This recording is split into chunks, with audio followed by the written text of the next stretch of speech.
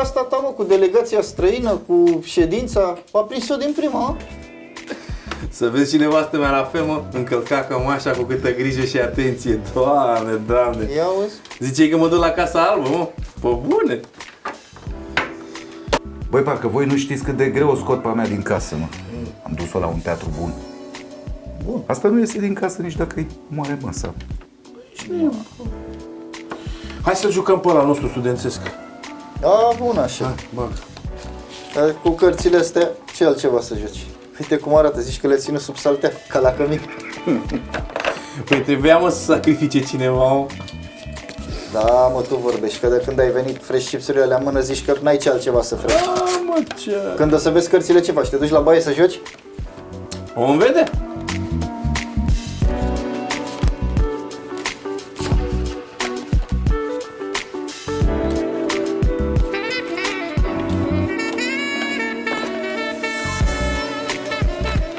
Hai, să vă văd.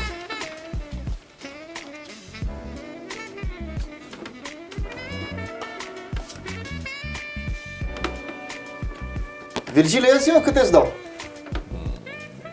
Geo, tu mai ești, mă, cu noi? Eu sunt servit, mă. Ești mecher ăsta, mă? Ia auzi, mă. E periculos ăsta, mă? Da, bă. Eu două, te rog. Și eu să iau una. Să vă văd, domnilor, cum pariați. Hai. Cam subțire, băieți, cam subțire. Ia auzi.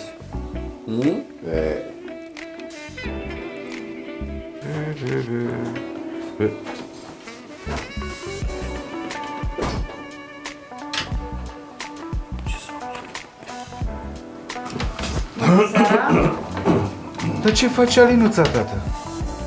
Nu ziceai că te duci la nu știu ce băieram? Ba da, dar început lumea să se certe, Iurea și am plecat. Da, tu nu erai la ședință? Jucăm și noi niște cărți. Jucăm și noi niște cărți. S-a anulat ședința și... Ok. Da, mă duc până la bucătărie. Sigur, du-te.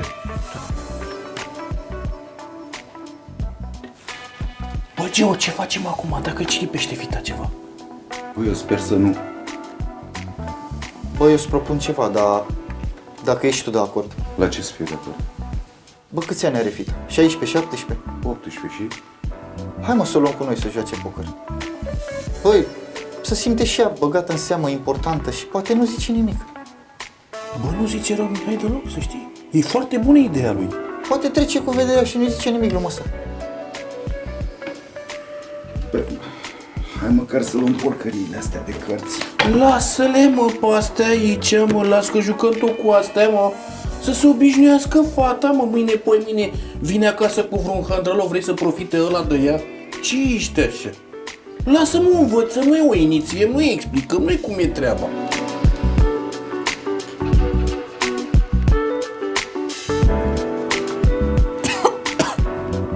Alinuța, tată, uite. Ziceam să faci și tu un joc de cărți cu noi, dacă tot ți s-a stricat petrecerea aia. Ok, mă bag. Da, stai aici față în față cu tactul. Să fii mai aproape de noi, să-ți mai explicăm noi una alta, că la câte de-astea noi, nu ca tactul. Hai să nu depășim măsura. Ai văzut ce spunea? Hai, ia și împarte cărțile astea, că pierdem timp aiurea. Ce-s astea, glumiți? Cum să glumim, fată? Lasă că știm noi, că acum toate sunt aranjate, sunt tunate.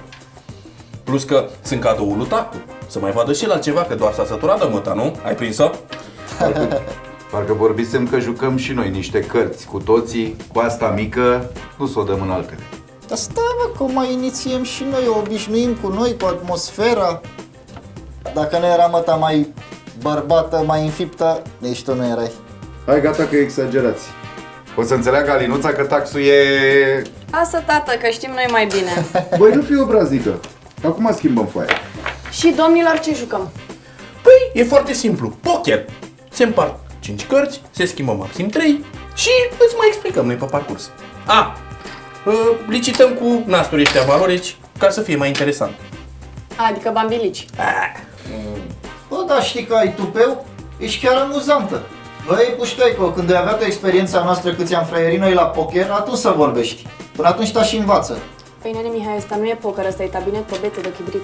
Pa. Dar care e poker, dragă? Ia, luminează-ne tu, arată-ne tu. Ne iei așa peste picior, nu ți se pare? Dar nu vă enervați că vă explic. Ia. Domnilor, schimbăm regulile jocului. Goliți buzunarele și puneți tot ce aveți pe masă. Hai! Tot ce e bani, puneți pe masă, restul pe servantă. Tata, dă-mi și mie bani. Și dați-mi un pahar, că până vă explic mi se usucă gâtul. Facem așa, punem intrarea pe masă, betul când merge mai departe și plusăm la următoarea carte. Hai!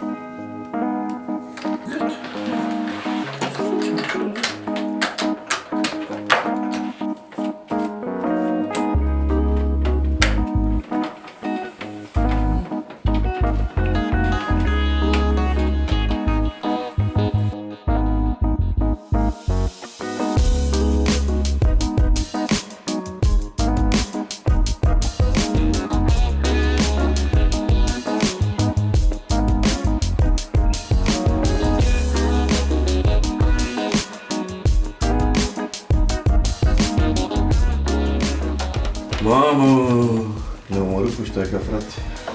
Ne-a luat banii, ne-a băut coniacul. Bă, să moară, mă, să nu mai înțeleg nimic, mă. Asta mică siguria ta?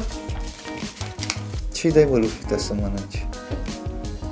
Nu știu, mă întreabă pe masă. Nu mai știu nimic. Domnilor, îmi pare rău, dar n-am avut cu cine. Data viitoare mă plătiți să joc cu voi. Da. Că mi-ești din mână până învățați ceva.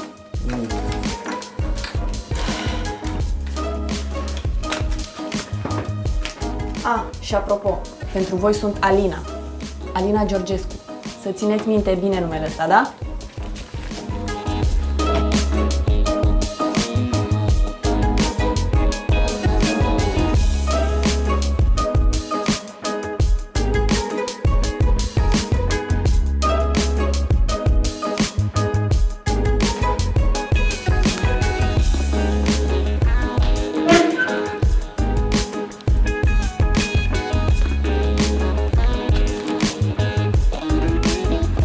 Alo, da. Da, mamă. Acum am plecat. Da, ai avut dreptate. Erau băieții la poker, se distrau. Da. Și m-au chemat să joc cu ei. Și le-am luat banii la fraieri. Da. Bine. Distracție plăcută la Flamingo Boys. Hai că ies în oraș, că am bani. Te pup. Pa!